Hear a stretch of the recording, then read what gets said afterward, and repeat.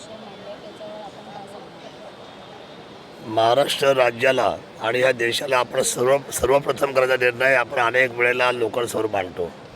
परंतु हा जे काही समजा अनेक विविध असलेल्या माध्यमातून शासन जे पैसा खर्च करतं ते त्या योजनांच्या माध्यमामध्ये मला त्या ठिकाणी एक दुरुस्ती मी सुचवली की कॅबिनेटमध्ये एक आता प्रस्ताव मंजूर व्हायला पाहिजे.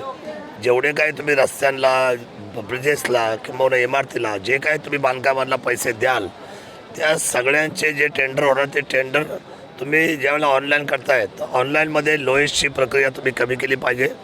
आपण जर जास्त बिलो गेलो तर तो कॉन्ट्रॅक्टर पळून जातो किंवा तो काम पूर्ण करू शकत नाही किंवा दर्जा देऊ शकत नाही.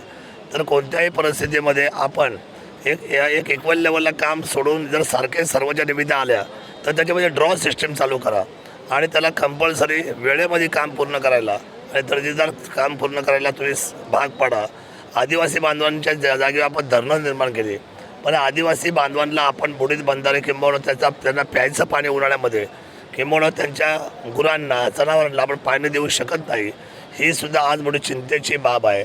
तर ह्या प्रमुख मागण्या मी करत असताना आरोग्य विभाग जे आहे, आपण आरोग्य विभागामध्ये शासकीय असलेले जे बेड आहेत त्याच्यावरची जी चादर आहे ती सार्वजनिक असलेल्या आरोग्यामध्ये सोमवारच्या दिवशी सोमवारची चादर, मंगळवारच्या दिवशी मंगळवारची चादर, अशा प्रत्येक वाराची एक चादर आपण तयार करून त्याची स्वच्छता मेंटेन करण्यासाठी आपण तिथं प्रगतीचं पाऊल आणि क्रांतिकारी पाऊल टाकलं पाहिजे.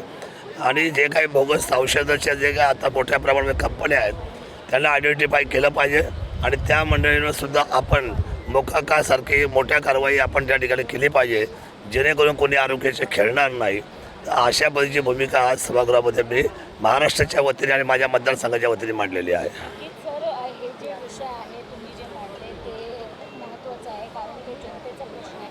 पण विरोधकांचा असं आरोप देखील त्यांनी लावलं गेलं आहे की त्यांचे जेवढे आमदार आहेत त्यांना पुढं दिलं जात नाही आहे आणि जे सामान्य जनतेचा जे प्रश्न आहेत त्याच्यावर त्यांना चर्चा करायला दिलं जात नाही आहे. आणि मग औरंगजेबचा मुद्दा असो किंवा दिशा सालियांचा मुद्दा असो, हे सगळे मुद्दे जे आहेत ते सभागृहात चालतात. याच्यावर आपण काय सांगतो? नाही, खरं तर कोणत्याही परिस्थितीमध्ये सभागृहाचं काम हे राष्ट्राच्या उभारणीसाठी, उंचीसाठी किंवा सर्वसामान्य जनता, मायबाप जनतेच्या जे करदाते आहेत, प्रत्येक माणूस तिथं घामाने आणि कष्टाने ह्या गव्हर्नमेंटला पैसा विविध असलेल्या योजनांमधून पूर्ण करत असतो.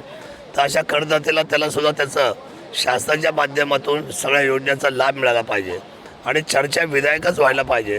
ज्या चर्चेला आज काही अर्थ नाही अशी कोणतीही चर्चा सभागृहात होता कामा नये, त्याच्यामध्ये वेळ वाया जाता कामा नये. निश्चितपणे आपला जास्तीत जास्त वेळ आज सर्वसामान्य माणसांच्या हितासाठी, ह्या महाराष्ट्राच्या इन्फ्रास्ट्रक्चरसाठी आणि उपाययोजनेसाठी जायला पाहिजे. कारण राष्ट्रप्रथम आहे आणि राष्ट्रप्रथम म्हटल्यानंतर आपण या राष्ट्रप्रथमतेच्या दृष्टीने आपण अशा पद्धतीची उपाययोजना आणि त्याच्यासाठी जास्तीत जास्त वेळ खर्च करणं ही आपल्या सर्वांची आणि या सभागृहाची जबाबदारी आहे असं मला वाटतं.